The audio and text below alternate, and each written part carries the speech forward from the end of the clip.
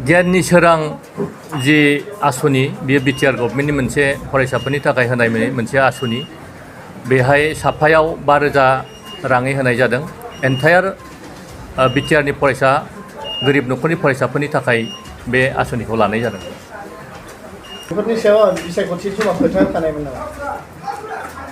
बियो एक्सुवेलि बिसायख'थिजों बियो जेबो सोमोन्दो गैया जिहेतु बिटिआर सरकारा गोरिब न'खरनि फरायसाफोरनि थाखाय खामानि मावगोन होननानै मोनसे समाव बुंबोखानाय दंमोन। दा बेखौ नोजोर लानानैनो हयथ' दिनै जोंनि गासै फरायसाफोरा बेखौ मोननो हादों होननानै जों साननो हायो।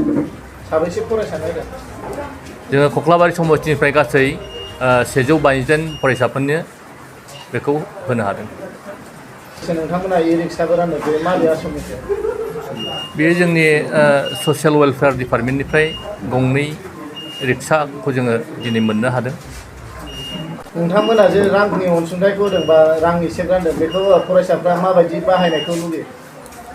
दा बेखौथ' जों लुगैगोन जाहाथे बिथांमोननि फरायनायाव बियो मोजाङै मोजां बाहायजायो। जों बेखौनो लुगैयो बिथांमोना जाहाथे गावसिनि फरायनायजों लोब्बा थानाय माखासे बिजाबफोरखौ जोङो बायनानै लानायखौनो जोङो फरायसाफोरनिफ्राय जोङो आसा खालामनो हायो।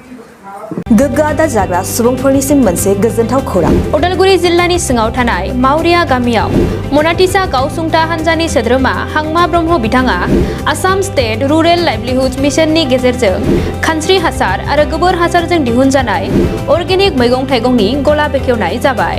गोग्गो मैगं थाइगं जाग्रा गोसो गुदुं बायग्रा सुबुंफोरा गाहायाव होनाय जानबुं नम्बराव जगाजग खालामनो हागोन। जानबुं नम्बरा जाबाय 8011748256। जानबुं नं 8011748256।